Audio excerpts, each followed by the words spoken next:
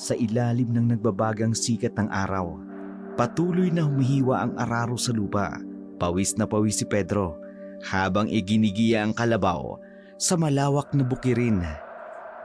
Pedro! Pedro, tama na yan! Sumilong ka na muna at mananghalian. Sandali lang! Itatali ko lang si kalakihan.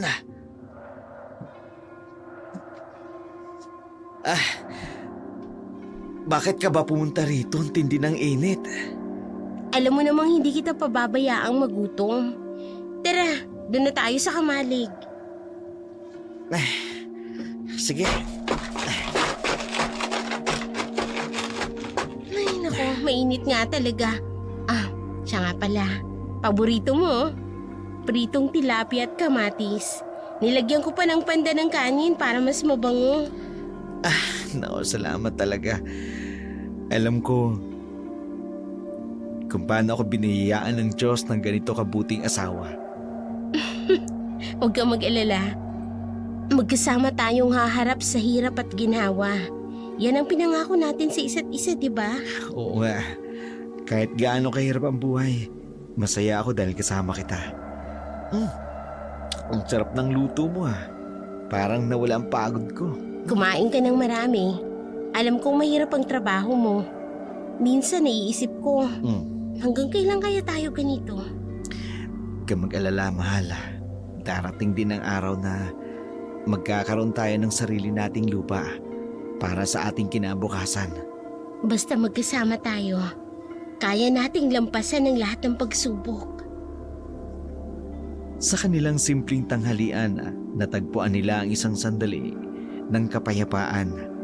Ang init ng araw sa labas ay natabunan ng init ng kanilang pagmamahalan. Heto, ibinalot ko yung natira. Maaari mo pang baunin yan mamaya. Salamat sa pagkain, mahal. Ang sarap talaga. Ingat ka sa pag-aararo, ha? Huwag masyadong magpapapagod. Ikaw din, huwag kang magpapalipas ng init sa labas, ha? Hintayin mo ko mamayang gabi. Huwag kang mag-alala. Sa gitna ng kanilang hirap, isang simpleng tanghalian ang nagbigay ng lakas at pag-asa sa mag-asawang Pedro at Rosa. Sa bawat tahimik na sandali na itatatag nila ang pundasyon ng kanilang pangarap, ang pangarap na mas magandang bukas. Sa pagbalik ni Pedro sa bukid, dala-dala niya ang lakas ng loob mula sa pagkaing inihanda ng kanyang asawa. Pati na rin ang init ng pagmamahal na nagbibigay sa kanya ng lakas upang ipagpatuloy ang mahirap na buhay na magsasaka. Sa likod ng mga ulapa, patuloy na sumisinag ang araw. Sa bukirin, saksi ang tahimik nilang pagmamahalan. Si Rosa naman, umalis na naglakad sa pilapil, pabalik sa kanilang bahay. Pagdating nila roon ay... Bakit po kayo nandito, Don Marcelo? Nasaan ang partikusan?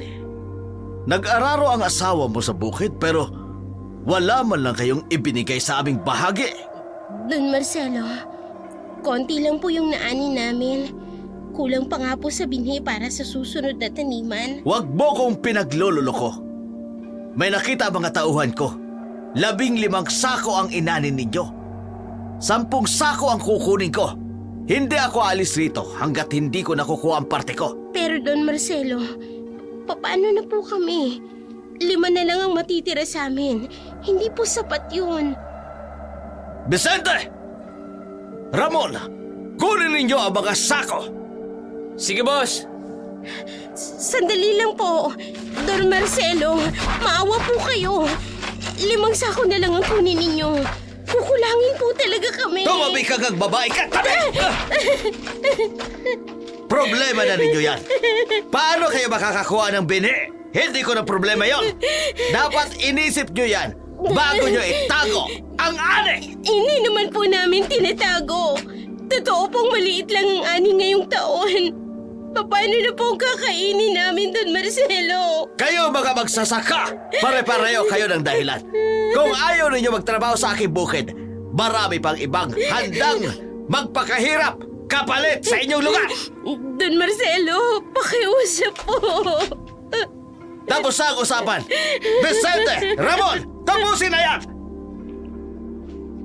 Habang pinanunood ni Rosa ang pag-agaw ng kanilang mga ani, bawat sakong isinasakay sa lumang tiyera, parang piraso ng kanilang pangarap. Sa di kalayuan, naririnig pa rin ang kaluskos ng mga dahon ng mga palay sa bukid na parabang nakikiramay sa lungkot ng nangyari. Naiwan si Rosa na hawak ang palad niyang pinampahid sa mga luha. Iniisip kung paano sasabihin kay Pedro ang naganap. Kinahapunan, pag-uwi ni Pedro sa kanila, dumiretso agad ito sa kamalig at napansin ang mga nawawalang sako ng palay. Agad nitong tinawag ang asawa. Rosa! Rosa! Nasaan ang mga palay? Pedro, mahal, Anong nangyari? pumunta dito si Don Marcelo kanina. Kinuha niya ang 10 sako. Hindi ko na napigilan. 10 sako? 15 lang ang inani natin. Paano na tayo nito? Pinilit ko namang makiusap. Nagmakaawa ako. Pero wala siyang pakialam. Para siyang walang puso. Hindi niya alam ang hirap ng pag-aararo sa ilalim ng araw. Hindi niya naramdaman ang sakit ng kamay sa likod natin. Katiwala lang siya pero kung umasta siya, Pinagbantaan niya pa tayong papalitan. Kung hindi tayo susunod, ano pa bang magagawa natin, mahal? Sino yan?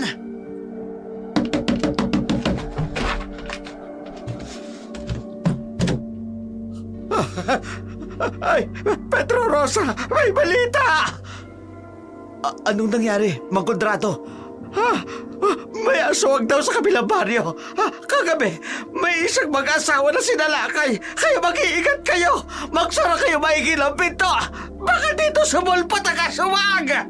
Diyos ko po. Sige na, aalis na ako. Kailangan ko pag balaan ang iba. Kahit natatakot ako, pupuntahan ko sila. Kung hindi lang masama. Kung hindi lang talaga masama. Pero minsan iniisip ko na sana mga aswang na yan, sila na lang sana ang kumuha kay Don Marcelo para matapos na ang paghihirap natin. Pedro, huwag mong sabihin yan. Rosa, Pero, naiintindihan kita. habang nangingibabaw ang takot sa baryo, patuloy na sumisidi ang galit at hinanakit ng mga magsasaka. Ngunit sa dilim ng gabi, sino nga ba ang kinatatakutan? Ang aswang o ang mismong kasamaan ng tao? Sa labas, unti-unting lumulubog ang araw, nagdadala ng dilim sa paryo. Ang hanging dumadaan sa kamalig ay parang nagdadala ng bulong at takot at pangamba.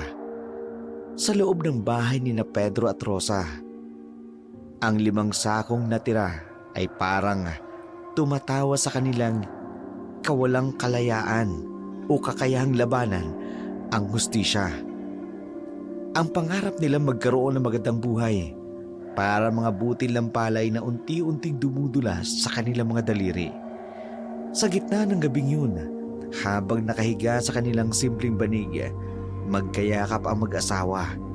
Hindi nila alam kung ano ang mas katatakutan, ang mga aswang na sinasabing gumagala sa dilim o ang mga taong tulad ni Don Marcelo na walang awang nangangahas na kunin ang kanilang kabuhayan. Kinaumagahan, galing si Pedro sa kanilang bahay at nadaanan niya si Mang Pilo na sa pilitang kinukuha ni Don Marcelo ang parte nito sa inaning palay. Halos mapaiyak na itong nakikiusap na wag munang kumuha ng parte kasi 10 kabang palay lamang ang inanin nito. Luging-lugi talaga ang matanda sa pagsasaka sa palayan. Don Marcelo, maawa po kayo. 10 kaban lang po ang naani namin. Akin ang kalahating yan.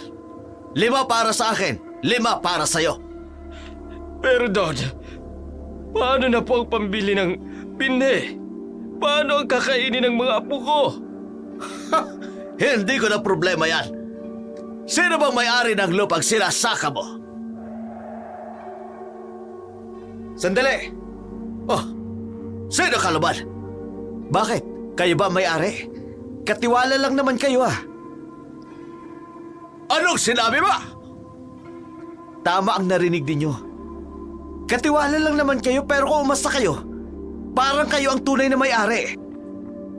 Mag-iingat ka sa bibig mo, Pedro.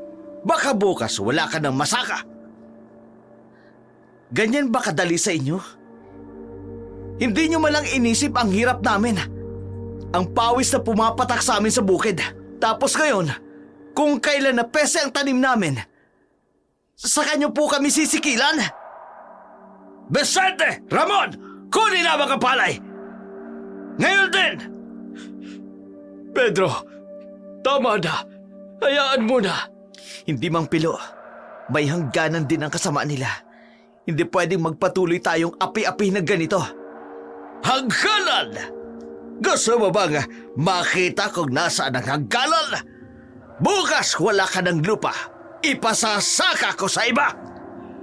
Tama na, Pedro. Tama na. Pamilya ko nakasalalay dito. Vicente, dalian mo na! 5 kaban at pasalamatan niyo ko dahil hindi ko kukunin lahat. Sa gitna ng bukid, tumatayo ang araw bilang saksi sa isa na namang pang-aapi. Ang hanging dumadaan na nagdadala ng hikbi at buntong hininga ng mga magsasakang walang magawa kundi tanggapin ang kanilang kapalaran. Ang mga palay na kanilang pinagpawisan unti-unting nawawala sa kanilang paningin kasabay ng pagkawala ng dignidad at pag-asa. Sa mga sandaling yun, ang galit sa mga mata ni Pedro ay sumasalamin sa sama ng loob ng buong baryo. Ang mga luhang tumutulo sa mata ni Mang Pilo para bang mga patak ng ulang nagbabadya ng isang bagyo. Isang bagyo ng pagbabago na hindi mapipigilan ang darating. Tingnan mo sila, Mang Pilo. Para silang mga lobo na nangunguha ng pagkain ng iba. Ang hirap, Pedro. Ang hirap. Hindi na dapat tayo magpatuloy sa ganito. Kailan lang si Aling Shoni nawala ng pambili ng gamot dahil kinuha ang lahat ng palay nila. Tapos si Tasha, ang anak. Kung hindi lang. Kaya nga po may paraan pa, Mang Pilo. Sa DAR tayo pupunta. Sa DAR? Department of Agrarian Reform? Oo. Hindi legal ang ginagawa niya. Walang resibo. Sapilitan pa. Katiwala lang naman siya pero kung umasta. Pero, malakas si Don Marcelo.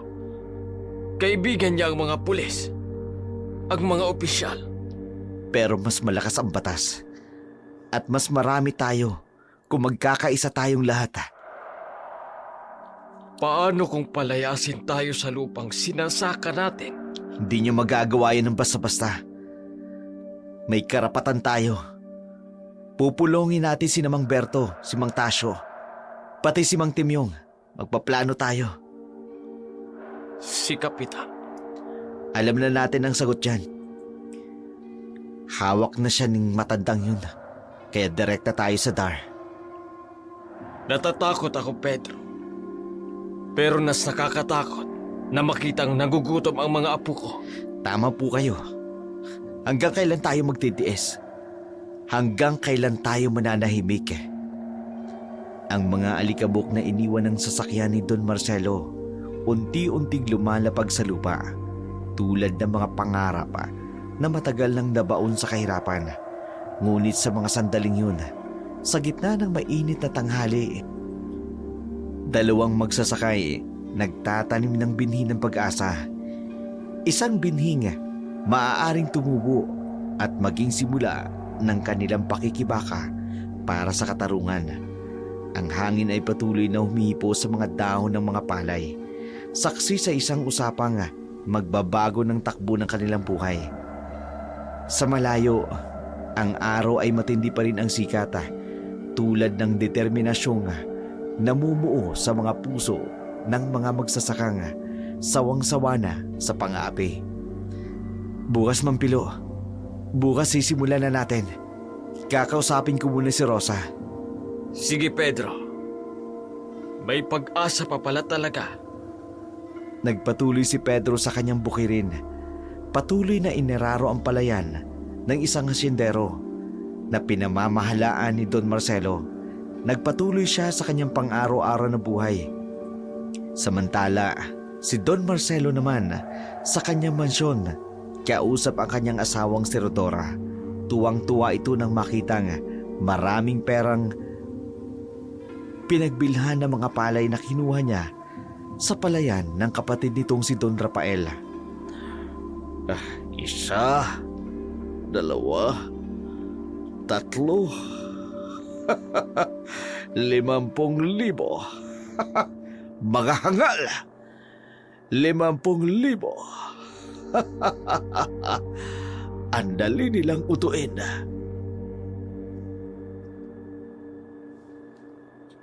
Marcelo, mahal, bigyan mo naman ako.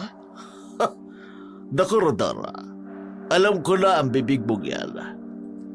Nasa na nga pala yung deed of assignment na pinirmahan ni Rafael bago siya namatay?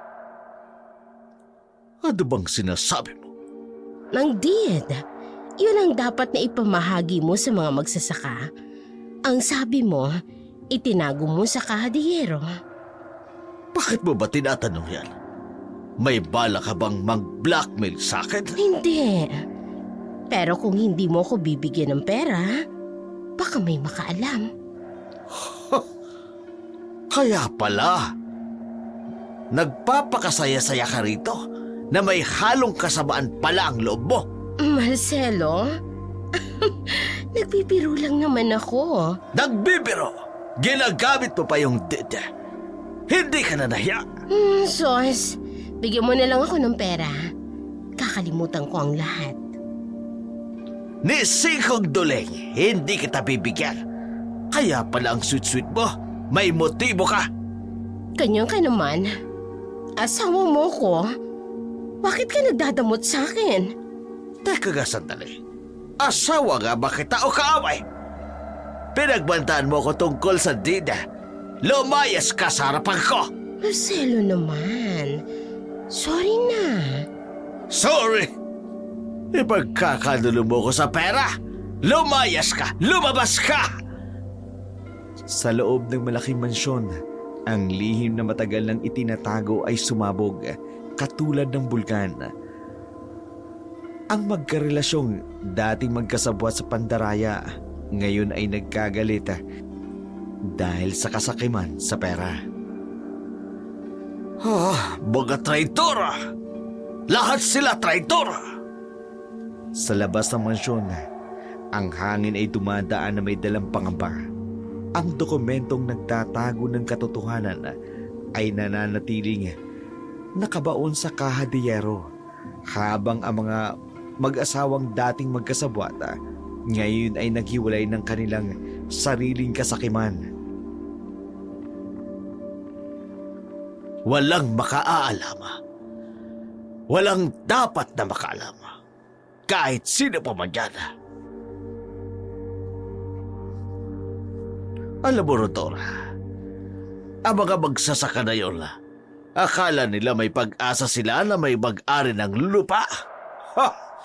Sa hukay man ako mapadpad. Hindi ko ibibigay ang deed na yun. Ang gabi ay patuloy na lumalalim sa bawat pagpatak ng alak sa kanyang baso. Lalong lumalalim din ang kanilang kasalanan. Sa labas ng mansyon, ang hangin ay dumadaan na tila nagdadala ng mga lihim na katotohanan. Naghihintay lamang na matutuklasan ng ibang tao. Sa bahay naman ni Mang Pilo, 10 magsasaka ang nagtipon-tipon sa liwanag ng gasera.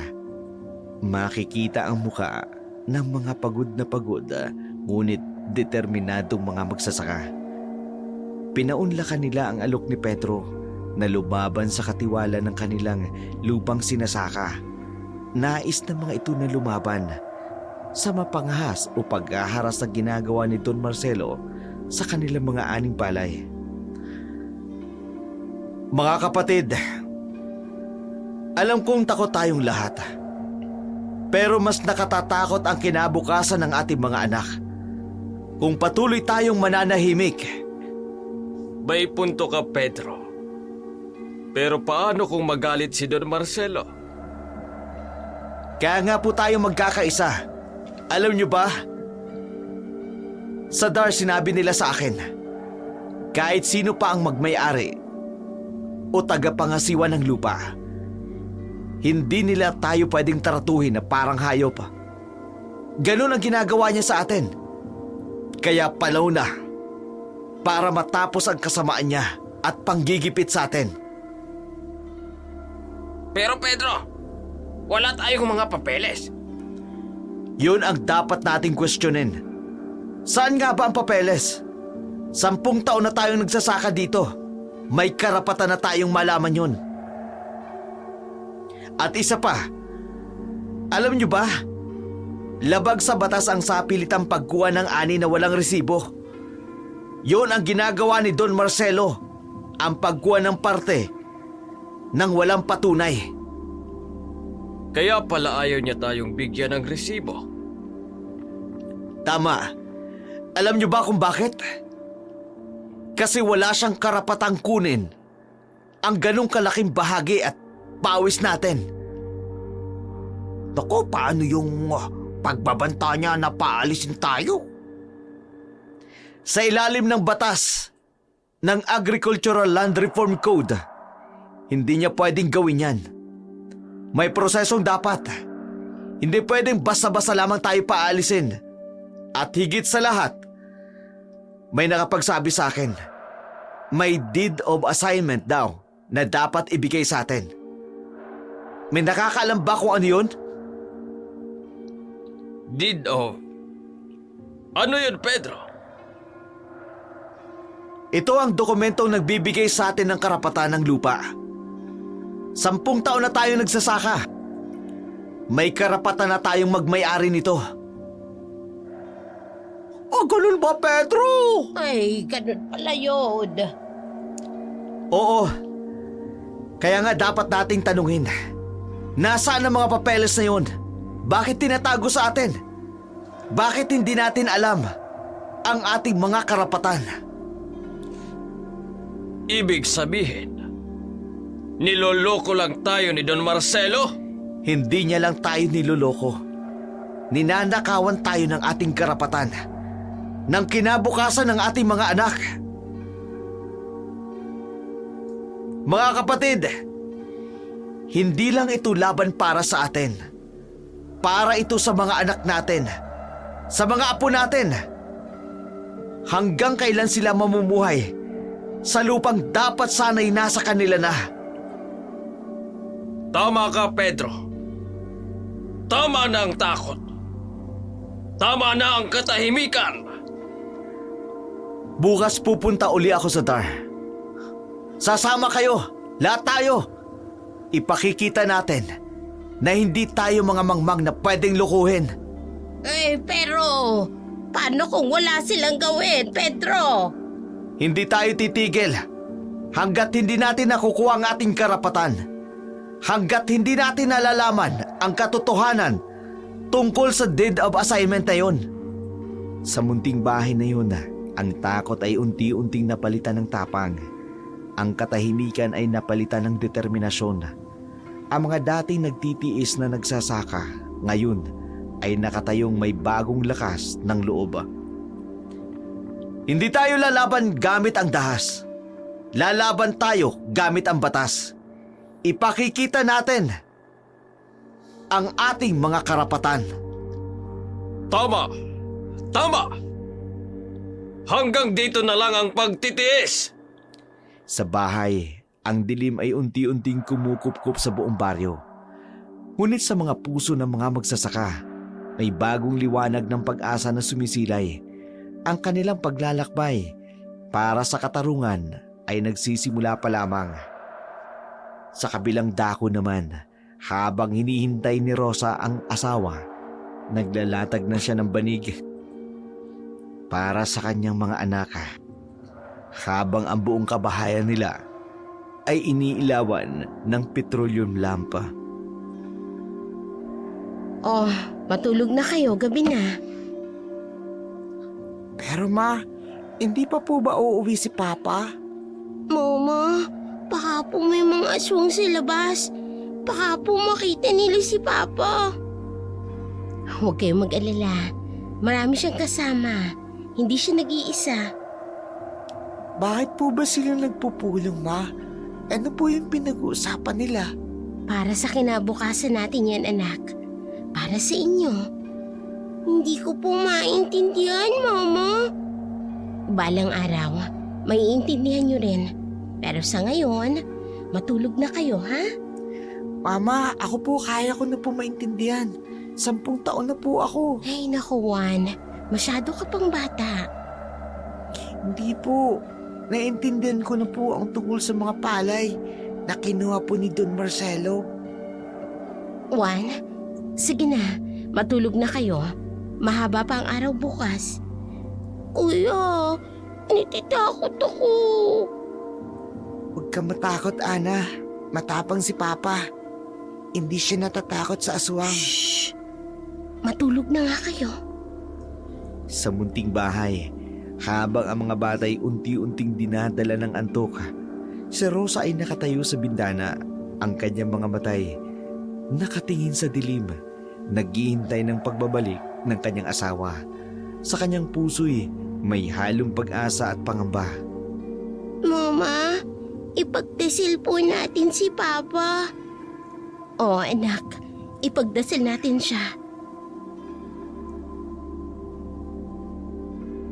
Ma, sabihin niyo po kay Papa. Matapang din po akong katulad niya. Oo, anak. Sasabihin ko. Sa labas, ang buwan ay unti-unti nagtatago sa mga ulapa habang si Rosa ay patuloy na naghihintay. Ang kanyang mga kamay, mahigpit na magkahawak sa taimtim na panalangin, hindi para sa kaligtasan ng kanyang asawa, kundi para sa kinabukasan ng kanilang mga anak. Nasaan ka na ba, Pedro? Sana maging ligtas ka sa pag-uwi mo rito. Hindi ako makakatulog hanggat hindi kita nakikitang ligtas at maayos. Matapos ihiga ang mga anak, nanatili si Rosa sa tabi ng bintana. Ang petroleum lampa ay mahina na ang pagtanglaw, tulad ng pag-asang unti-unti na rin naghihina sa kanyang puso habang lumalalim ang gabi. Bakit kasi napasama ka pa sa pulong na yan, Pedro? Pero alam ko naman na kailangan. Bawat ingay sa labas ay napapatalon sa kanyang puso. Bawat anino'y nagbibigay ng pag-asa na baka ang kanyang asawa na. Ngunit sa tuwing hindi si Pedro, lalong bumibigat ang kanyang dibdib. Kung alam lang ninyo, mga anak. Kung alam lang ninyo kung gaano katapang ang inyong ama. Ang mga minuto'y parang oras. Ang mga oras ay parang walang katapusan. Si Rosa ay patuloy na nakaupo sa tabi ng bintana. Ang mga matay hindi mapalagay. Panginoon, pauwiin niyo po siya. Ingatan niyo po ang asawa ko. Sa bawat ihip ng hangin, dala nito ang pangamba ni Rosa. Ang dilim sa labas ay parang sumisimbolo sa mga takot na bumabagabag sa kanyang isipan. Ang takot na baka mahuli ang asawa. Sa takot na baka magalit si Don Marcelo. Sa takot na baka mawalan sila ng kabuhayan. Sana tama ang ginagawa mo, Pedro. Sana worth it ang lahat ng ito. Patuloy na lumalalim ang gabi. Si Rosa ay nananatiling gising.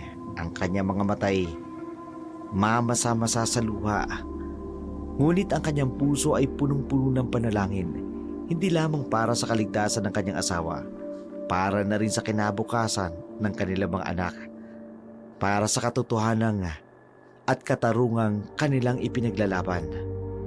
Sa kabilang dako naman, pagkatapos ng pulong ng mga magsasaka. Mga kapatid, malalim na ang gabi. Maraming salamat sa inyong pagtitiwala.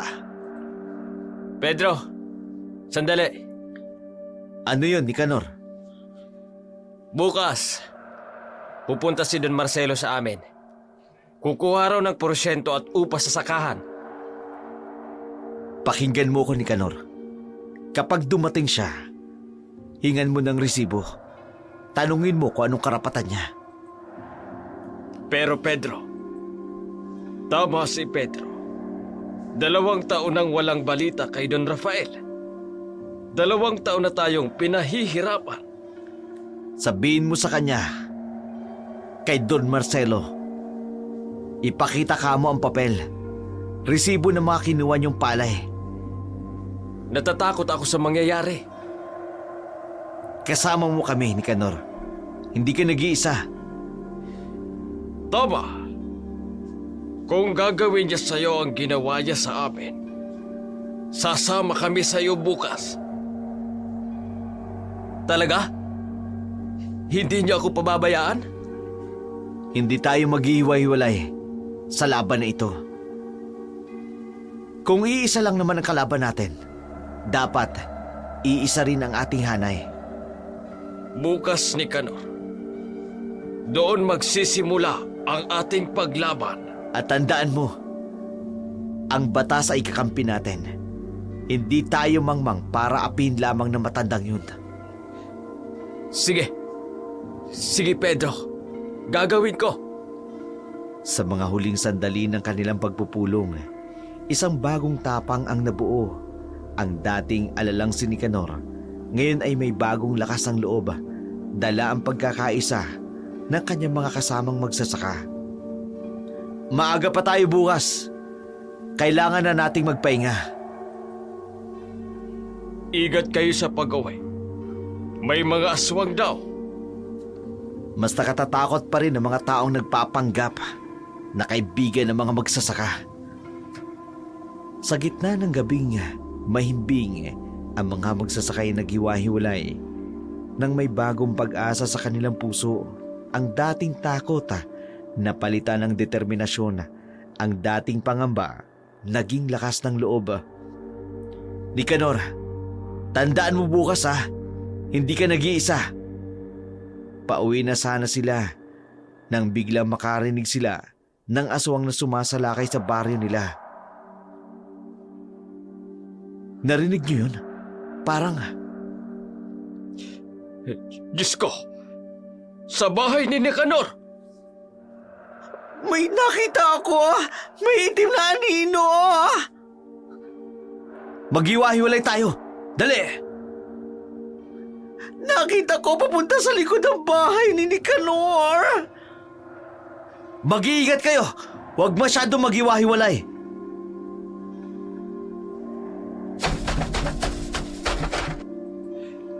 Hindi! Ang kalabaw ko! Pagdating sa bakuran ni Nicanor, nakita nila ang kalabaw na duguan. May malalim na sugat sa liig. Hindi! Hindi! Ang tanging puhunan ko! May bakas ng dugo papuntang gubat. At may damit na punit. Para kay Marina! Marina! Dali! May pumunta sa gubat! May pumunta sa ilog! Hanapin natin! Sige! Doon tayo! Lalabas ka! Kung saan ka man nakatago!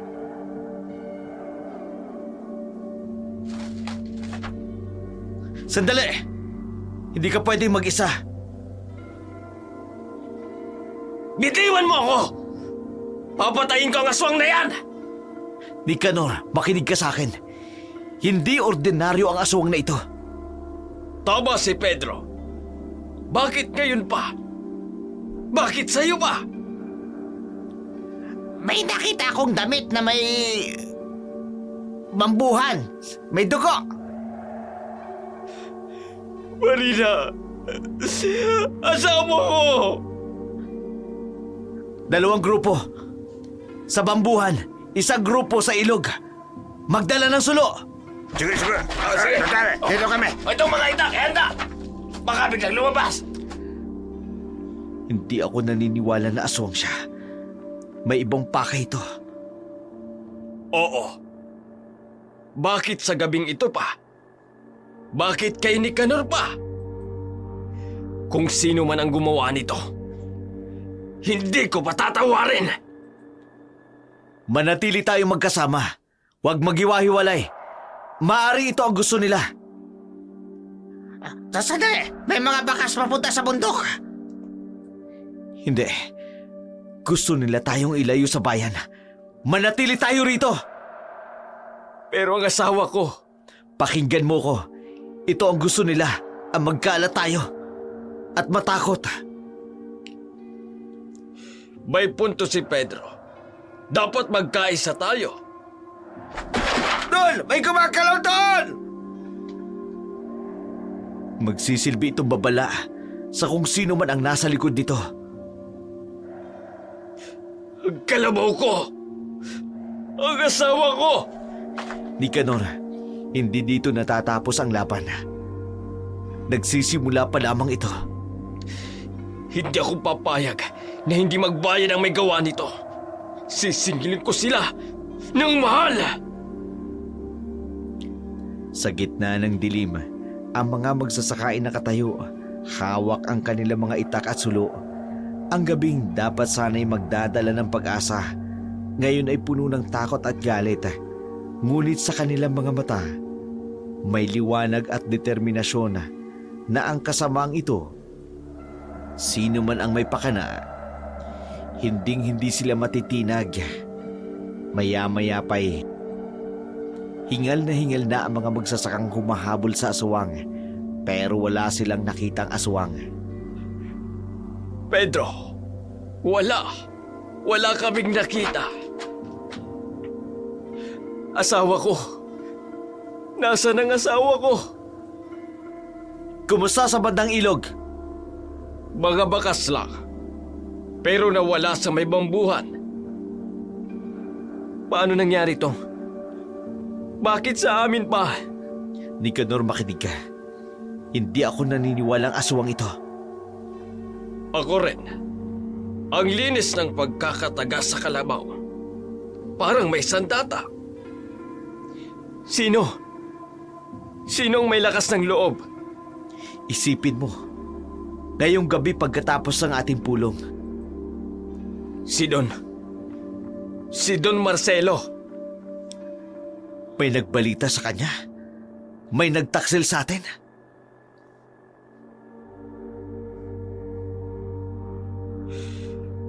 Papatayin ko sila! Hindi Nicanor.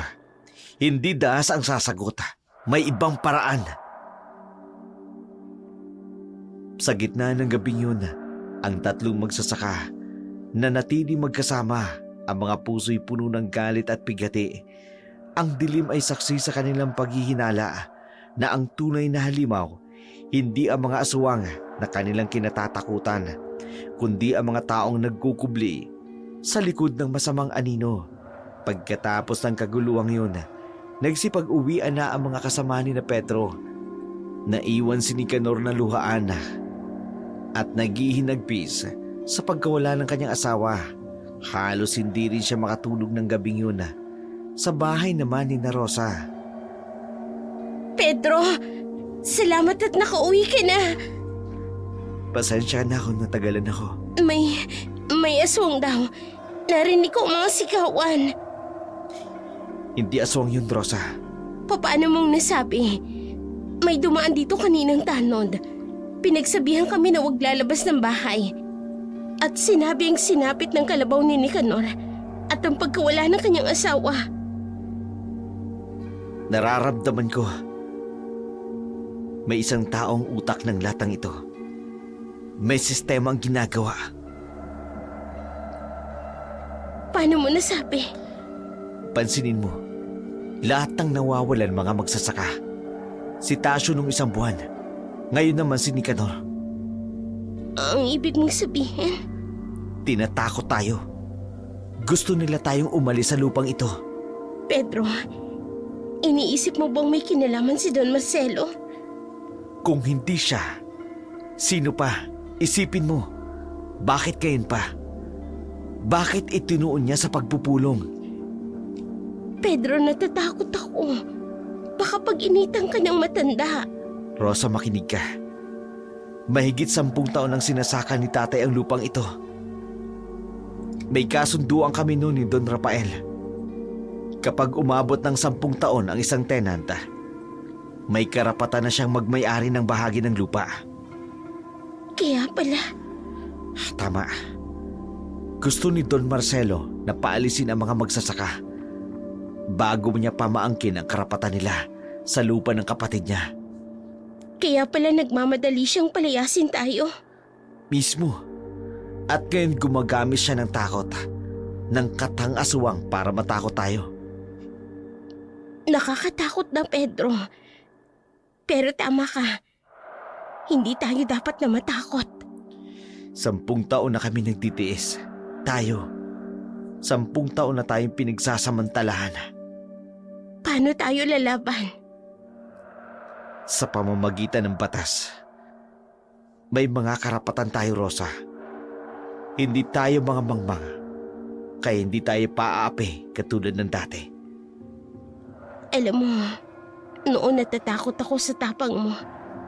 Pero ngayon proud ako sa'yo. Hindi ako titigil hanggat hindi natin nakukuha ang ating karapatan para sa mga anak natin. Alam mo bang may batas na nagpoprotekta sa atin? Anong batas yun, mahal? Ayon sa Republic Act 3844, Agricultural Land Reform Code, nalaman ko sa TAR, hindi lang tayo ang may karapatan, pati ang mga anak natin. Pati ang mga anak natin? Oo, sa ilalim ng batas. Kung may mangyari sa akin, ikaw at ang mga bata may karapatan pa rin na magsaka sa lupang ito. Talaga? Paano? Basta magpapatuloy sila sa pagsasaka. Tumutulong sila sa bukid. Kaya tinuturuan ko na si Juan. Kaya pala lagi mong isinasama si Juan sa bukid. Para sa kinabukasan niya. Para may karapatan siyang magmana ng ating pinaghirapan. Kaya naman pala galit na galit si Don Marcelo. Alam niyang may batas. Tama. Hindi niya kayang paalisin ang mga tunay na magsasaka. Kaya ginagamit niya ang takot, ang kwentong aswang. Pero Pedro, paano kung... Section 9 ng batas.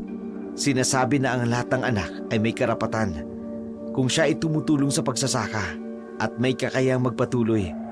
Kaya importante na turuan ko si Juan. Ang akala ko noon, pinapahirapan mo lang ang bata.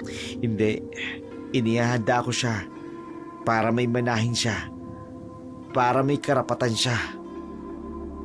Ngayon ko lang naiintindihan lahat ng mga ginagawa mo, Pedro. Hindi lang para sa atin ang laban na ito.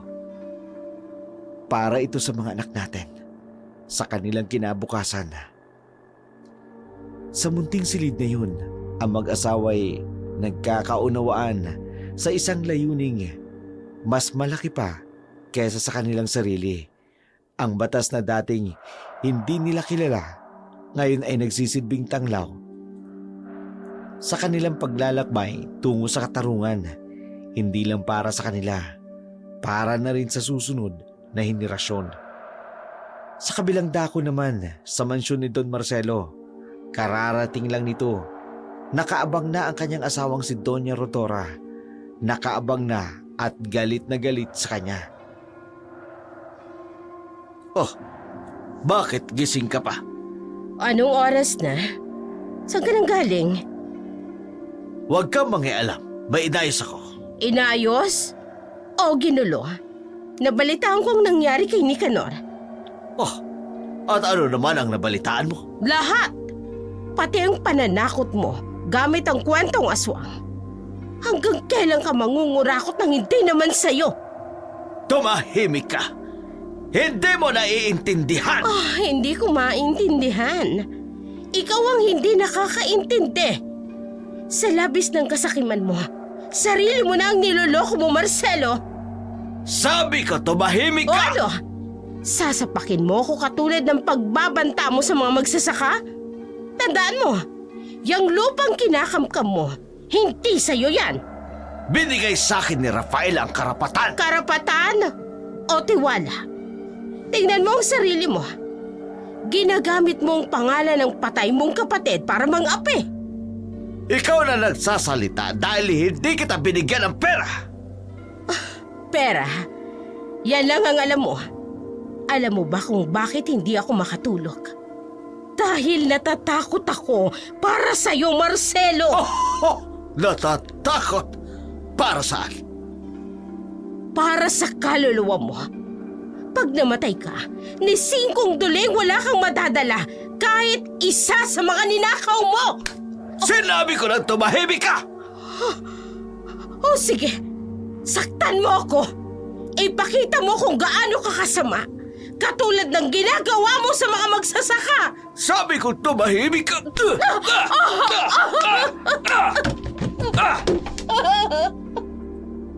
Sa malaking mansyon, ang katahimikang dati simbolo ng kanilang kayamanan, ngayon ay nawasak sa mga sigaw at iyak. Ang mag-asawang dating magkasabwat sa kasamaan, ngayon ay nagkakawatak-watak na dahil sa pangil ng kasakiman at konsensya. Tignan mo ang sarili mo. Ang dating marangal na Don Marcelo, ngayon ay isa ng halimaw. Kung meron mang dapat gantihan ng langit sa kasamaan niya, hindi ang aswang, kung hindi ikaw na mas masahol pa sa totoong aswang, Marcelo! Walang makakahadlang sa akin. Walang sinaman. Kahit ang asawa ko pa. Sa malamig na sahig ng mansyon, nag-iisa si Doña Rodora. Hawak ang namumulang pisngi. Ramdam ang kirota, hindi lang sa katawan, kundi maging sa kanyang puso. Ano nang nangyayari sa iyo, Marcelo? Hindi ka ganito dati. Ang akala mo, ikaw lang ang may lakas. Ang akala mo, ikaw lang ang may kapangyarihan. Kung kinakailangan kong isuplong ka sa mga otoridad, kung kinakailangan kong ilabas ang katotohanan tungkol sa deed of assignment, kung kinakailangan kong ipagkanulo ka, gagawin ko. Makita lang kitang magbago. Matigil lang ang kasamaan mo. Sa liwanag ng buwan, ang babaeng dating takot sa anino ng kanyang asawa, unti-unting nagigising. Ang mga luha sa kanyang mga mata, hindi na luha ng takot, kundi ng determinasyong wakasan ang kasamaan. Kahit pa ang kasamaang yun, nagmumula sa taong minsan niyang minahal. Hindi ako ang dating Rodora na sunod-sunuran sa'yo. Tingnan mo, Marcelo. Tingnan mo kung anong ginawa mo sa sarili mo. Sa ating dalawa. Ang gabing yun, nagbabadya ng pagbabago. Habang ang mansyon ay nalulunod sa mga luwang dulot ng karahasan. At ang tahanan ni na Pedro nag-uumapaw sa pag-asa. Ang bukang liwayway na dahan-daang sumisilip nagdadala ng bagong pag-asa. Isang araw na magpapasiklab ng apoy ng paglaban. Nasaan ang party ko? Bakit hindi pa naililipat sa truck? Don Marcelo, pakiusap po. Nawawala pa ang asawa ko. Patay ang kalabaw ko. At party ko ngayon ang pinag-uusapan. Vicente! Ramon! Kunin ang mga sako ng palay. Maawa po kayo. Wala akong pantanim sa susunod. Hindi ko na problema yan. Kung hindi mo kaya magtrabaho, umalis ka na. Marami pang ibang magsasaka ang gusto magsaka niyan. Hindi pwede! Huwag niyong kunin! Subukan niyong kunin ang mga palay ko. Magkakasubukan tayong lahat dito. Ibalik mo ang palay ko! Ah! Ganyan matapang ka ngayon. Sige! Subukan mong gumalaw! Kunin mo! Subukan mong kunin. Magkakamatayan tayo dito! Mga walang utang na loob! Kung ayaw mo sa sistema ko, lumayas ka! Marami pa naghihintay sa lupang ito! Kahit asawa ko nawawala, wala kayong pakialam! Tama! Wala akong pakialam sa problema mo! Akin lang yan ang party ko! Walang puso! Walang konsensya! Konsensya! Negosyo ito! Kukunin ko ang party ko sa ayaw mo at sa gusto! E di umalis ka! Bigyan mo kami ng resibo! Kasulatan! Resibo! Para saan? Para sa mga taong pwede nang umalis anytime! Hindi ako nagbibigay ng resibo sa mga squatter! Sunog na ang kaluluwa mo sa impyerno! Ang drama mo! Hawak ko ang papel ng lupang ito. Kausap ko ng abogado ko. Lahat kayo mawawalan kapag maayos na ang papeles ang lupang ito! Ang hangin ay dumadaan sa bukid na saksi sa paglaban ng dalawang mundo, ang mundo ng mga api at ng umaapi. Sa bawat tawa ni Don Marcelo, isang sugat ang nabubuksan sa puso ni Nicanor, at sa bawat butil ng palay na kinukuha, isang bahagi ng kanyang dignidad ang unti-unting nawawala. Maya-maya pa'y biglang tumigil ang truck na sinasakyan nila. Nakaabang na ang ilang magsasaka sa kanilang daraanan. May sukbit itong itak, matalim ang mga titig. Don Marcelo! Ang mga magsasaka!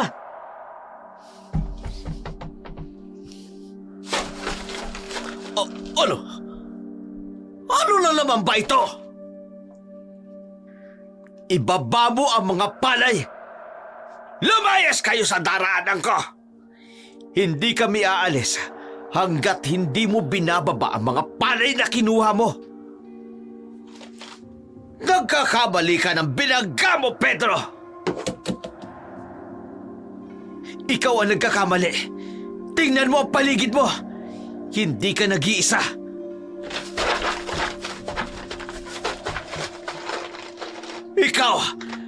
Ikaw ang promotor ng kaguluhan na ito. Kaguluhan o paghingi ng karapatan ang tawag dito. Karapatan! Oras na mailipat sa akin ang titulo. Ni isang sentimo ng lupa, wala kayong makukuha. Doon ka nagkakamali. May batas na pumoprotekta sa amin. Lumayas kayo! Kung hindi, magpapaputok ako ng baril! Pedro, may baril siya. Sa taas lang yan magpapaputok. Takot siyang pumatay. Anong sabi mo? Sirain ang gulong! Kunin ang mga palay! Anong ginagawa ninyo? Mga walang galang! Papatayin ko kaya! Patayin mo kaming lahat. Tingnan natin kung may matitira pang magtatanim sa lupang kinakamkam mo! Don! Marami sila! Pedro!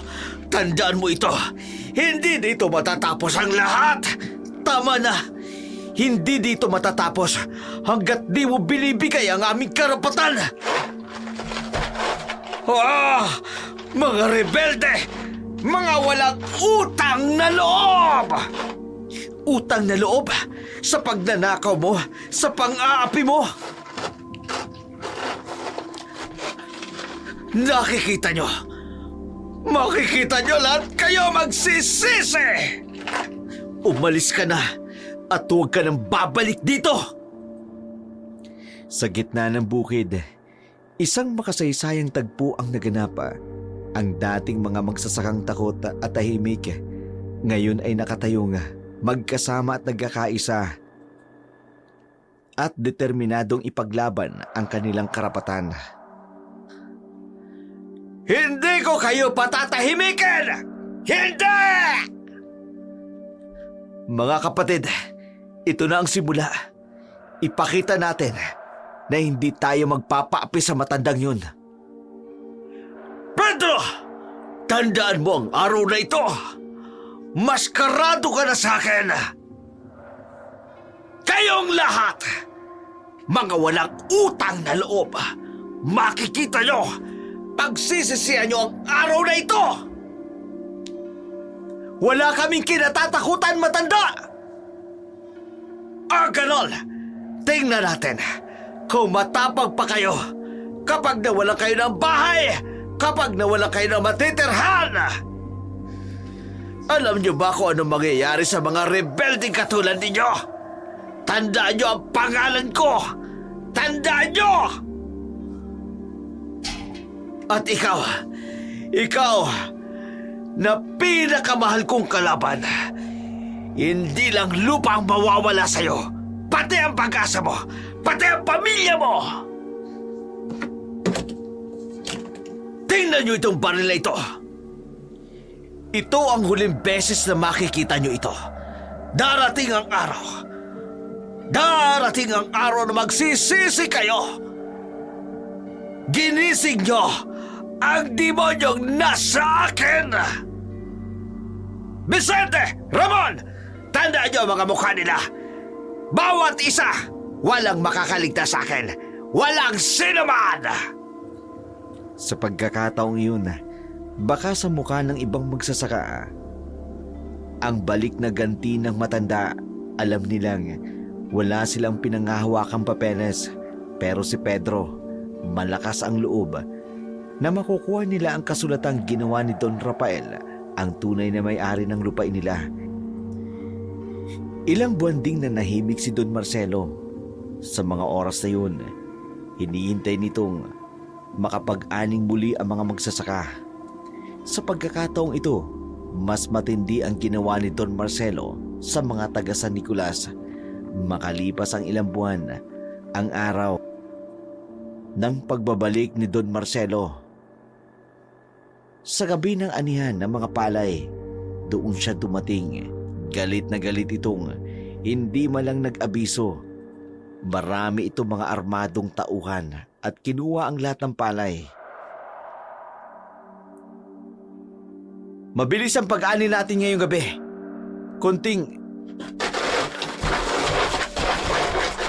Pedro! May mga truck! Maraming sasakyan! Pasok! Kunin niyo ang lahat! Don Marcelo, anong ibig sabihin nito? Lumayas kayo sa daanan ko o gusto niyong mamatay? May mga baril sila. Marami sila. Tumigil kayo! Hindi niyo pwedeng gawin ito. May karapatan kami. Karapatan? Sunugin ang mga kamalig! Pedro!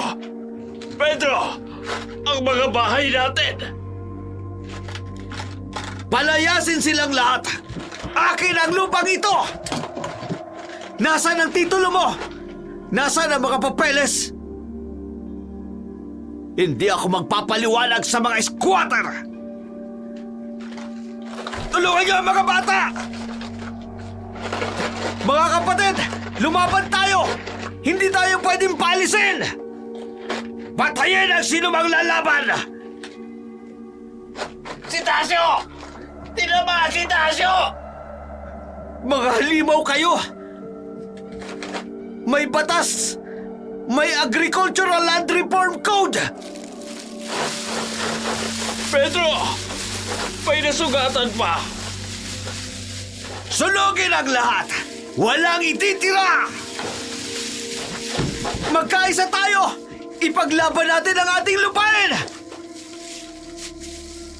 Lumayas sa kayo! Bago pa kayo mamatay lahat! Hanggang may buhay, hindi kami aalis! Ang mga gabing tahimik na balot ng sigaw ng mga taong ipinaglalaban ang kanilang karapatan. Ang dating mapayapang bukid naging lugar ng digmaan kung saan ang mga magsasakang walang sandata ay humarap sa mga baril ng karahasan. Sa pagbubukang liwayway, ang dating masaganang bukid naging libingan ng mga pangarap. Ang usok mula sa mga nasunog na bahay na tumaas hanggang langit, parang mga kaluluwang sumisigaw ng hustisya. Ang mga abo ng nasunog na kamalig naging saksi sa isang gabing hindi malilimutan. Isang gabing magpapaalala na ang lupa ay hindi lamang lupain, kundi buhay ng kinabukasan ng mga taong nagpakamatay para lamang dito. Pedro, ang mga bata, naisip mo ba sila?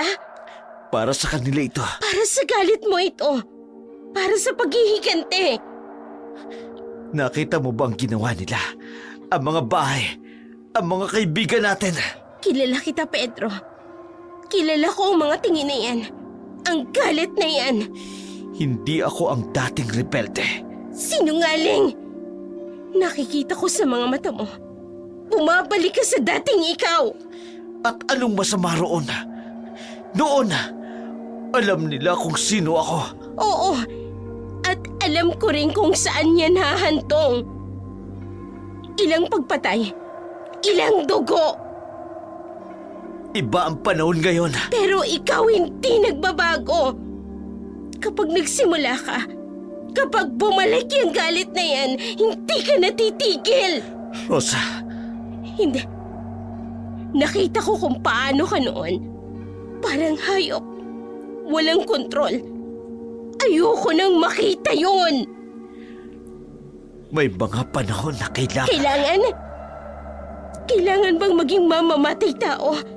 Kailangan bang maging halimaw? Hindi mo naiintindihan. Hindi ko maiintindihan. Pedro, ako ang asawa mo.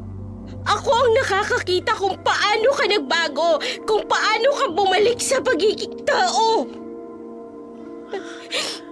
Mahal, pakiusap. Ayokong mawala ka. Ayokong makita kang nagiging isang halimaw ulit. Minsan ang halimaw lang ang kaya nilang intindihin. At pagkatapos, kapag napatay mo si Don Marcelo, kapag dumanak ng dugo, sino ka na? Ang taong handang gawin ang lahat para sa pamilya niya. Hindi. Ang taong nawala ng kaluluwa, nawala ng pagkatao. Sa gitna ng gabing yun, dalawang pusong nagdurusa sa bigat ng nakaraan. Ang pangamba sa kinabukasan. Si Rosa, nakakita ng parehong anyo ng kanyang asawa. Ang malumani na magsasaka at ang walang awang mandirigma ay natatakot sa anino ng nakaraan na unti-unting bumabalik dahil sa karahasan ng isang taong mapag-imbot. Pedro, ipinangako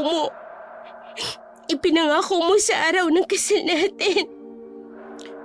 Minsan, may mga pangakong kailangang masira para sa mas malaking dahilan. Hinaing ng mga magsasakang kinawawa. Sa kabila ng kanilang mga hinaing, meron pa mga taong gustong tumulong sa kanya.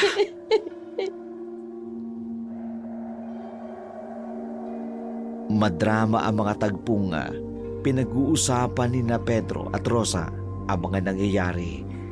Sa kabilang dako naman, sa mansyon ni Don Marcelo, biglang bumukas ang pinto ng malakas. Ikaw ang may kinalaman ng lahat ng ito! At kung meron nga, Traidor ka! Kaya pala lagi kang nakikialam sa mga plano ko! traidor? Sino ang tunay na traidor, Marcelo? Ikaw na nagkanulo sa tiwala ng sarili mong kapatid? Tumahimik ka! Hindi mo alam ang sinasabi mo! Hindi, Marcelo. Alam na alam ko. Lahat ng kasamaan mo. Lahat ng pandaraya mo. Mag-iingat ka sa mga salita mo, Rodora! O ano? Papatayin mo rin ako? Katulad ng ginawa mo sa mga magsasaka! Ah! Kung kinakailangan, hindi ako mangingiming patayin ka! Kahit sarili pa kitang asawa! Papatayin mo ko para makita ng lahat kung gaano kasama ang kaluluwa mo. Utang na loob! Kaya pala ayaw mong pumirma sa mga papeles! Tama. Hindi ako pipirma. Hindi ako magiging kasabwat ng kasamaan mo. Ah! Oras na mapatunayan ko na ikaw ang nagbigay ng impormasyon sa mga magsasaka na yon. Ano? Anong gagawin mo? Palalayasin mo ko? Papatayin mo ko? Tama! At sisiguraduhin ko, mabagal at masakit. Hindi ako natatakot sa'yo. Hindi na ako ang dating asawa mong sunod-sunuran lang sa'yo.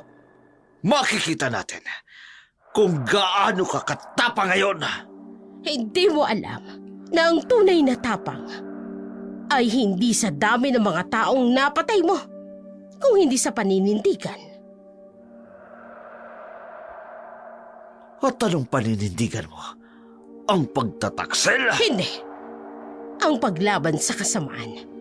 Kahit ang kasamaang yan ay galing sa sarili ko pang asawa. Huling babala ko ito. Tumigil ka sa kung ano man pinaplano mo.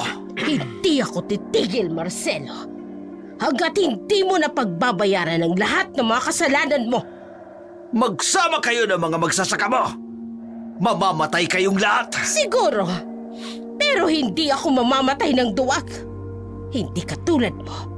Nabubuhay sa takot at kasamaan. Hindi na magkasundo ang mag-asawang Don Marcelo at Doña Rodora. Ibang Rodora na ang kasama niya ngayon. Isang Rodorang hindi na takot kundi palaban. Ang dating tahimik na si Doña Rodora, nakatayo, handang ipaglaban ang kanyang paninindigan kahit ito pa ay manghahulugan ng kanyang kamatayan. Natatakot ka ba, Marcelo? Takot sa mga paslupang yon? Hindi. Sa kung ano ang kaya nilang gawin. Nakalimutan mo na ba ang nangyari noon? Wala akong pakialam sa nakaraan. Pero dapat kang matakot. Alam mo kung kaninong lahi sila. Hindi ba? Tumahimik ka! Hindi mo ba alam na may kasunduan si Rafael sa kanila?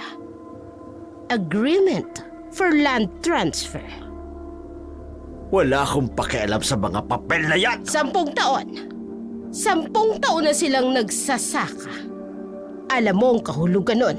Ako ang kapatid ni Rafael, kaya akin ang lupa na yun. Kapatid. Pero saan ang kasulatan?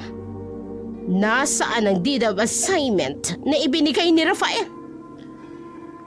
Paano mong nalaman yan? May mga bagay akong alam na hindi mo aakalain. Alam kong itinago mo ang mga papeles. Alam kong binigyan ka ni Rafael ng karapatan sa mga magsasaka. Kung makapagsalita ka... Ano? Papatayin mo ko? Katulad ng ginawa mo kay Rafael? Anong sinasabi mo? Alam ko ang lahat, Marcelo. Kung paano mo pinagtakpan ang tunay na dahilan ng pagkamatay ni Rafael. Sinungaling! Bakit ka natatakot? Bakit ka nanginginig? May tinatago ka ba? Isang salita pa. Isang salita pa! Patayin mo ko para managdagan ng dugo ng iyong mga kamay. Pero tandaan mo, ang mga magsasaka, may karapatan sila, may kasulatan, at hindi mo mapipigilan ang katotohanan! Wala silang mapatutunayan! Sigurado ka? Paano kung may kopya ako ng mga papeles? Paano kung alam ko kung nasaan ang tunay na kasulatan? Hindi pwede. Katulad ng sinabi ko, may mga bagay akong alam. At kung may mangyari sa akin, lalabas ang lahat ng ito, Marcelo. Sa gitna ng uno sa labas, isang matinding bagyo ang bumabayo sa loob ng mansyon. Ang mga lihim na matagal lang itinatago, unti-unting lumalabas. Ang mga anino ng nakaraan, bumabalik para husgahan ang kasalukuyan. Sa kabilang dako naman, sa bahay nila Pedro at Rosa. Pedro, napag-isipan ko na. Anong ibig mo sabihin? Aalis kami ng mga bata. Rosa, Hindi dahil sa takot. Kung hindi dahil ayokong makita nila. ano? Kung ano ang mangyayari. Kung ano ang gagawin mo. Kung anong magiging ikaw. Tama ka. Hindi nila dapat makita. Ayokong magising ng mga bata na isang araw na ang tatay nila, Tatay nila. Naging isang halimaw. Pedro, ipangako mo sa akin. Ano yun, Rosa? Kapag natapos ang lahat ng ito, kapag nagtagumpay kayo, babalik ka sa amin. Pangako. Babalik ako. Hindi bilang mamamatay tao, kundi bilang tatay ng mga anak natin. At asawa ko, ang Pedro na minahal ko. Saan kayo pupunta? Sa Tia Elena, sa Mindoro. Malayo sa lahat ng ito. Rosa, mag-iingat kayo ng mga anak natin.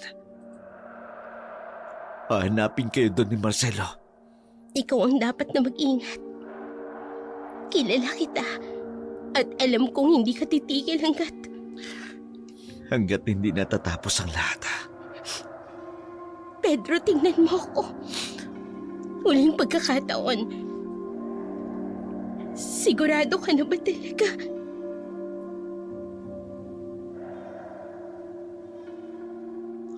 Para sa kinabukasan natin. Para sa mga anak natin. At para sa iyo. Ano ang matitira para sa iyo? Ang pag-asa na balang araw maiintindihan nila. Mahal kita. Kahit na anong mangyari. Kahit na anong maging ikaw. At yan ang magbabalik sa atin sa tao. Ang pagmamahal mo. Aalis na kami bukas. Bago magliwanag. Sige. Hanapin ko kayo kapag tapos na. Pangako. Sa ngalan ng ating pagmamahalan, mahal ko kayo ng mga anak natin. Kailangan ko lang tuldukan ang kasamaan ng mapag-imbot na si Don Marcelo. Sa dilim ng gabing yun, dalawang pusong nagmamahalan ay maghihiwalay. Hindi dahil sa wala na ang pagmamahal, kundi dahil minsan ang pagmamahal nangangailangan ng sakripisyo. Si Rosa, dala ang mga anak, aalis at dala ang panalangin, pero ang kanyang iiwan ay magbabalik pa rin ng buong buo. Hindi para sa pisikal, kundi pati sa kaluluwa. Rodora! Rodora, nasaan ka? Lumabas ka! Alam ko may kinalaman ka sa mga peste na yon! Halos maganda basag ang mga gamit sa loob ng mansyon sa pagwawala ni Don Marcelo habang hinahanap nito ang kanyang asawa. Don Marcelo, wala po siya sa kwarto. Ano? Maghanap kayo. Hindi siya pwedeng makatakas.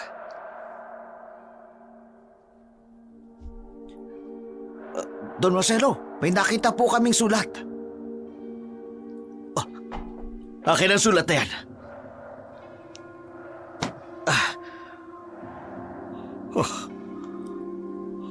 Traitor! Traitor ka, Rodora! Traitor! Don Marcelo, ano po? Siguradong nasa mga magsasakayan. Siguradong sinabi niya na ang lahat.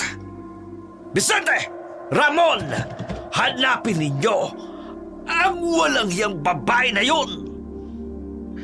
Pati asawa ko kinakalaban ako. Sigurado akong dala niya ang mga papeles.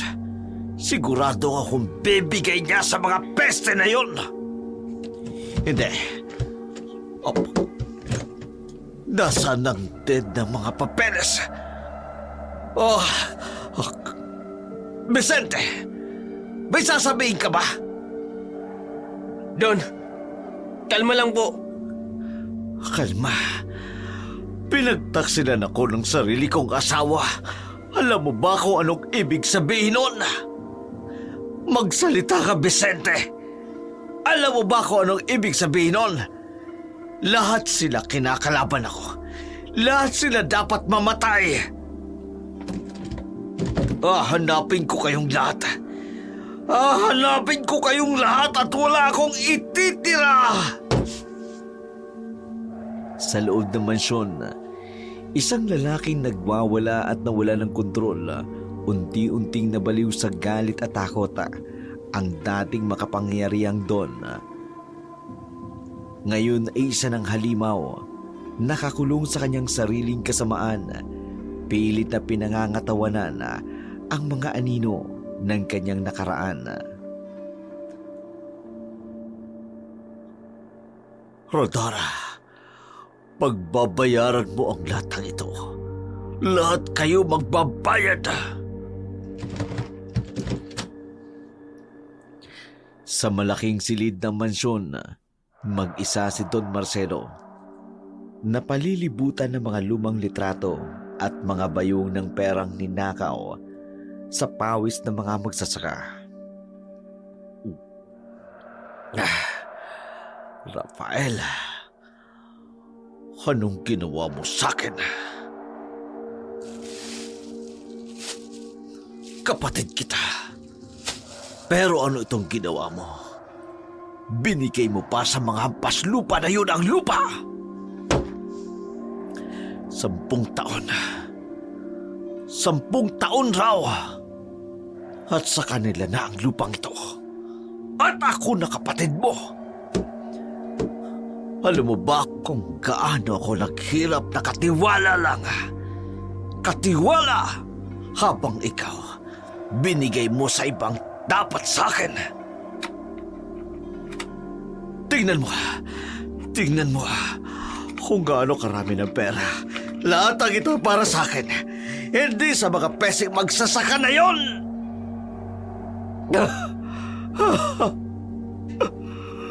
Bakit?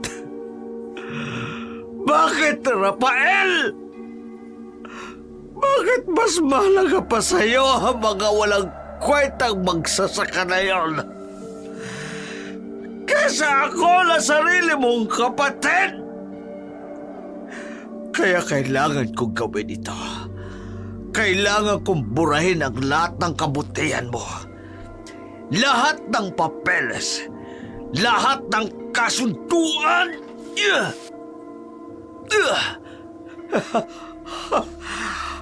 Tingnan mo ngayon. Tingnan mo kung ano mangyayari sa mga binamahal mong magsasaka. Lahat sila magdurusa. Lahat sila magdurusa dahil sa'yo. Dahil pinili mo sila.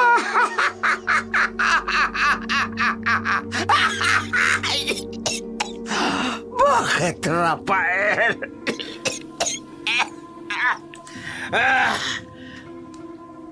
Ang matinding galit at malalim na hinanakit ni Don Marcelo sa yumaong kapatid ang naging ugat ng kanyang walang hanggang pagkamuhi at kasakiman. Sa halip na isakatuparan ang huling habili ng kanyang kapatid na ipamahagi ang lupain sa mga magsasaka, kinuha niya at inangkin ang lahat ng ito ng walang pakundangan. Hindi niya lubos maunawaan at hindi niya lubos matanggap na siya bilang kapatid ni Don Rafael ay hindi binigyan ng anumang bahagi ng napakalaking kayamanan nito. Labis niyang inasahan ang mana sapagkat matagal siyang nagsilbi bilang tagapangasiwa ng sakahan. Bagamat mahirap at mabigat ang sitwasyon ni Don Marcelo, patuloy pa rin siyang dinadala ng kanyang konsensya, binabagabag ng mga nangyari. Alam niyang darating ang araw, malalaman ng mga magsasaka ang katotohanan tungkol sa kanilang minana mula kay Don Rafael. Ang kaisipang ito ang nagdulot sa kanya ng matinding pagkabalisa at pangamba sa mga susunod na mangyayari. Unti-unting napalitan ang dating maayos at maaliwalas na muka ng Don. Hindi man siya ang totoong halimaw, pero nagmistula naman itong mas masahol pa sa halimaw dahil sa kanyang kalagayan. Habang naririnig ang mga dagundong at ang malalakas na ulan na tila sumasabay sa tensyon na pinagdadaanan ng sakim na si Don Marcelo, kasabay ng malakas na kulog at kidlata, ay Hindi ka katarungan. Hindi. Kaya ngayon, ako ang magbibigay ng hustisya. Hustisya para sa akin. At ngayon, mawawala ang lahat ng binuo mo. Lahat ng pinaghirapan mo. Dahil hindi mo ko pinili. Hindi mo ko minahal bilang kapatid. kasabay ng mga rumaragas ang ulan sa labas ay ang pagsiklab ng nagngangalit na apoy at pagkabasag ng mga basong pinagbalingan ni Don Marcelo. Isang marahas na pagpapakita ng kanyang di maapulang hinanakit sa yumaong kapatid. Hindi niya napagtanto ng mga sandaling yun, isang mas malagim pa at mas matinding bagyo ng paghihiganti ang paparating, handang lumamon ng kanyang kasamaan. Habang siya ay nakahandusay sa sahig, lugmok sa matinding kalasingan, unti-unting bumibigay ang kanyang malinaw na pag-iisip sa mga dambuhalang anino ng kanyang konsensya.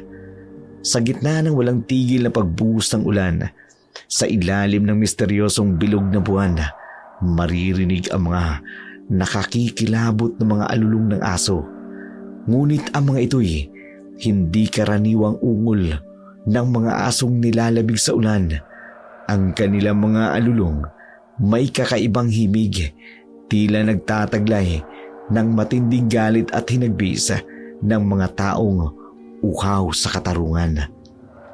Ang mga nakababalisang alulong na ito parang babala, isang makapangyarihang hudyat ng napipintong sakuna sa buhay ni Don Marcelo. Sa bawat alulong, tila may kasamang pangako ng isang malaking kaguluhang magpapabago ng kanyang mundo magpakailanman. Narinig niyo yun? Narinig niyo ba ang mga aso? Don Marcelo, masyadong maingay ang mga aso.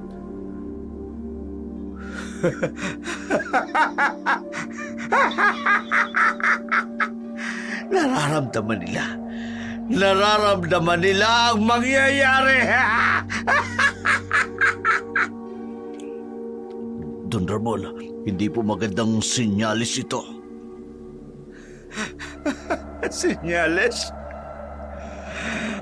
Alam niyo kung anong sinyalis ito? Sinyalis ito ng kamatayan! Mga pesing yun!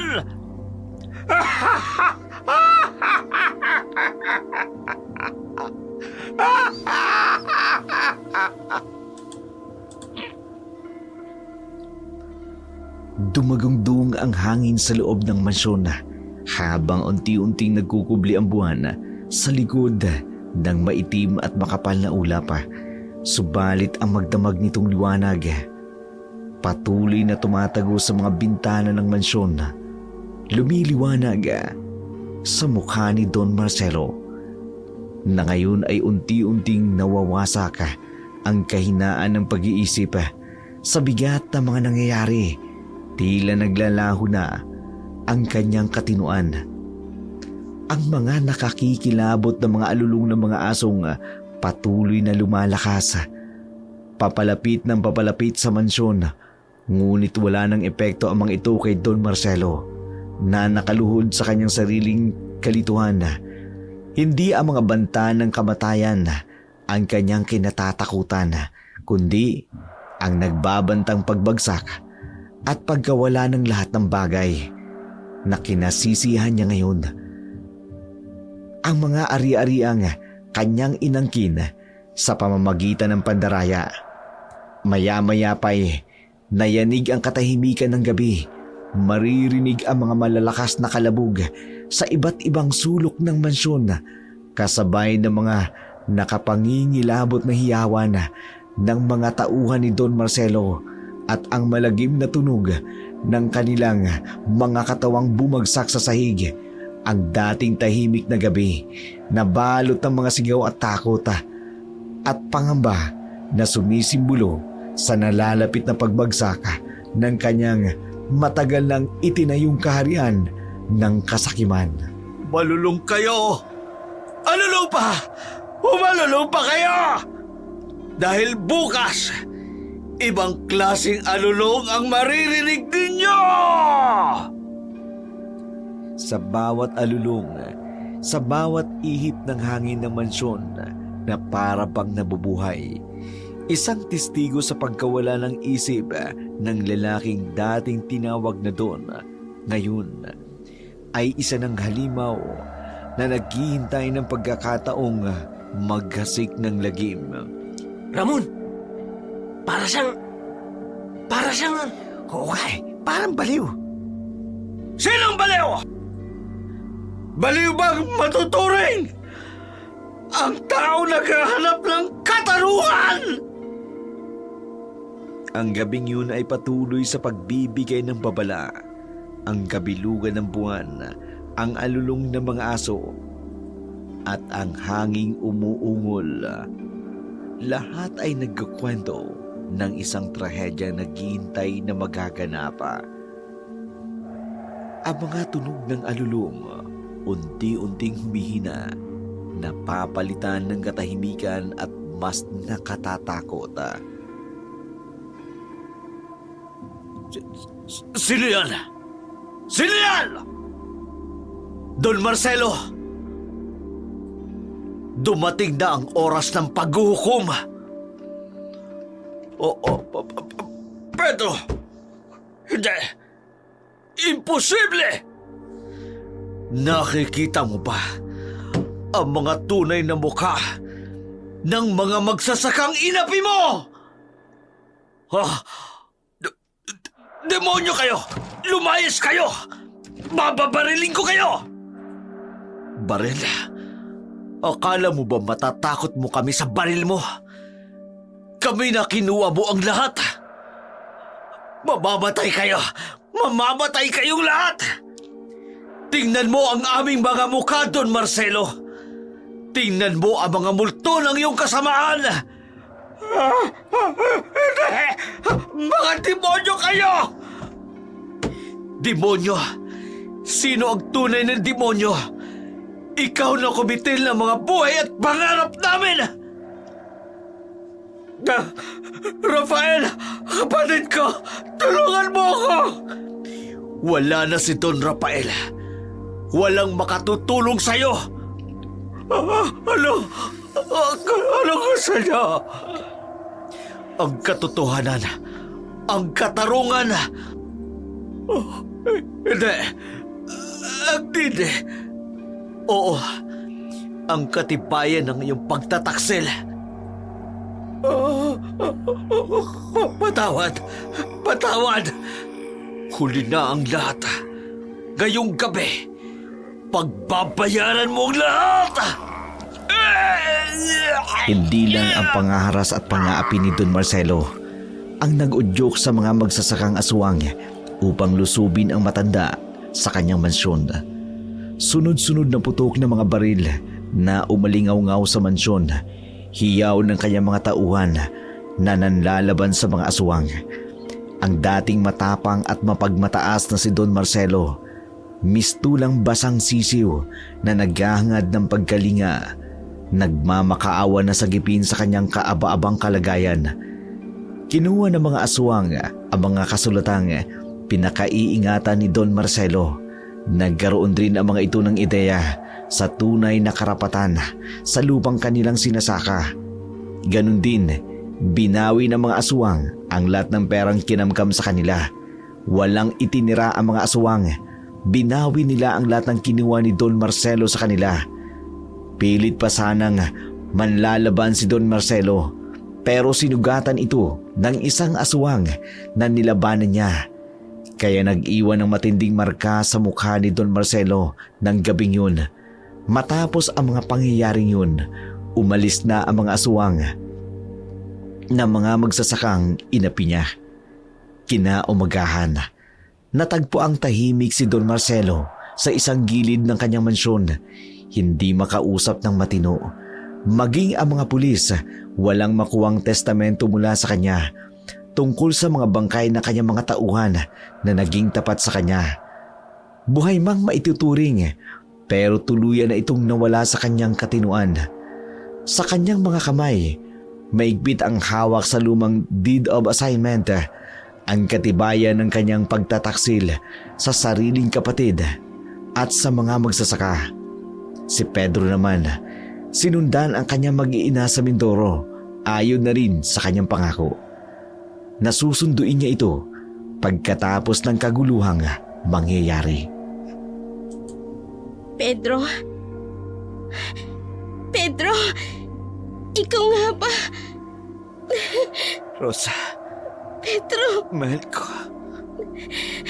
Tapos na ang lahat. Pedro, Rosa, patawad sa lahat. Doña Rodora, kung hindi dahil sa akin, kung nagsalita lang ako ng mas maaga, hindi sana nangyari ang lahat ng ito. Wala kayong kasalanan. Ginawa niyo lang ang tama. Eto ang tunay ng deed of assignment. Kayo talagang dapat na may mag-ari ng lupang ito. Si Rafael, bago siya namatay. Kaya pala, Rosa, tapos na ang dilim. Hindi na babalik ang dating ako. pangako Pedro. Pangako, ang Pedro na dating kilala mo, ang Pedro na mahal mo,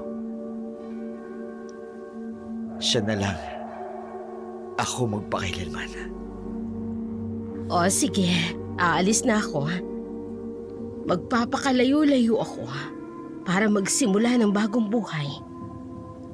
Salamat. Salamat po sa lahat. Ang lupang ito ay para sa lahat. Para sa mga anak natin. Para sa kinabukasan ng nakararami. Papa! Papa! Papa! Mga anak ko. Mga anak. Papa, patawad kung kinakailangan kong maging ibang tao. Pero ngayon, kumpleto na tayo. Papa, salamat. Nagbalik kayo. Masayang masaya ang mag-anak sa bagong kabanata ng kanilang buhay. Bumalik sila sa dating tahanan, sa sakahan na kanilang minahal at inalagaan sa loob ng mahabang panahon, ang lupang matagal nilang inaasam at inaasahang mapa sa kanila. Ayon na rin sa kasunduan ng tunay na may-ari na si Don Rafael.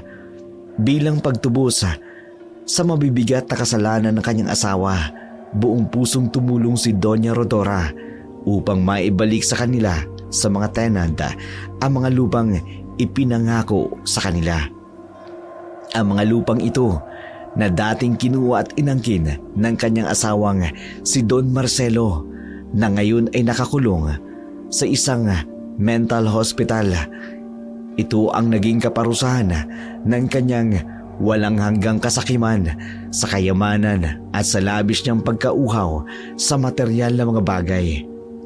Sa paglipas ng mga araw, linggo, buwan at mga taon, patuloy na namuhay ng mapayapa at masaya ang mag-anak bilang mga magsasaka.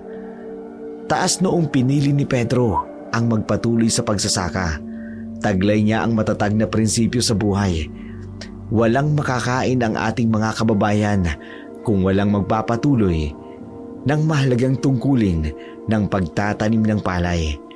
Ang kanyang desisyon ay naging inspirasyon ng maraming mga magsasaka sa kanilang lugar at naging simbolo ng pag-asa at pagbabago. Papa, tingnan mo, may bagong sisiw na yung manok natin.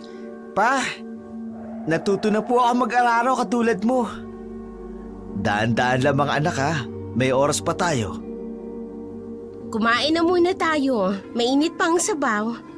Alam mo, Rosa, hindi ko inakalang magiging ganito tayo kasaya. Dahil nagbalik ka sa tunay mong pagkatao.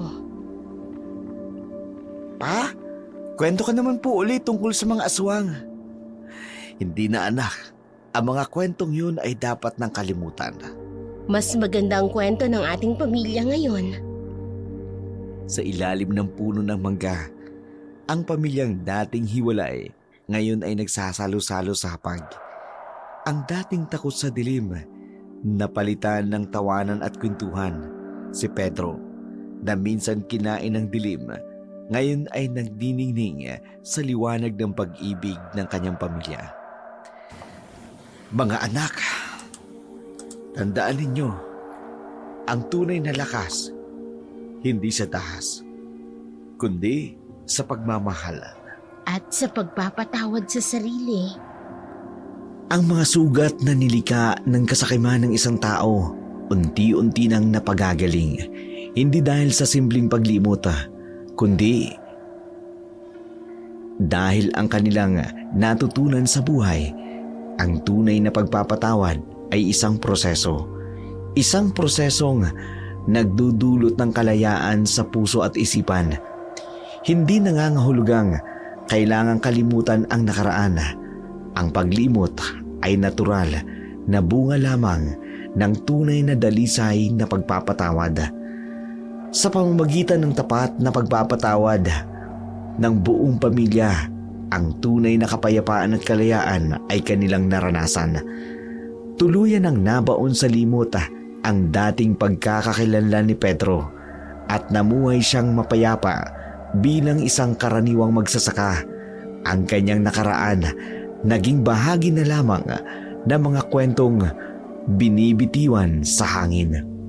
Mabilis na lumipas ang mga araw habang isinasaayos nila ang mga kinakailangang dokumento mula sa Tax Declaration, Transfer Certificate of Title o TCT, Deed of Absolute Sale, hanggang sa Certificate of Land Ownership Award.